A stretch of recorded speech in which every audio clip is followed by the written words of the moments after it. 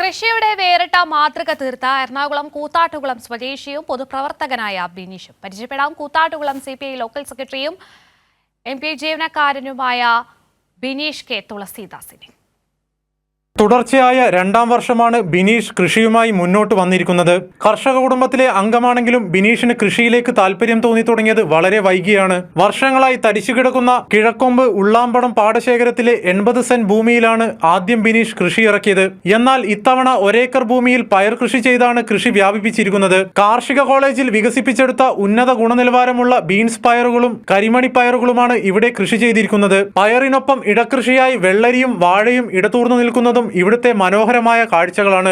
കാലാവസ്ഥ അനുയോജ്യമായ കൃഷി കുഴപ്പമില്ല. പക്ഷെ നമുക്ക് ഇപ്പോഴത്തെ ഇത് ശരിക്കും ഒരു മാർക്കറ്റിംഗ് ശരാശരി ഒരു വാല്യൂ കിട്ടുന്നില്ല. നമ്മൾ പല സമയത്തും പയറിനൊക്കെ വില കുറയുകയും കൂടുകയൊക്കെ ചെയ്യുന്നു.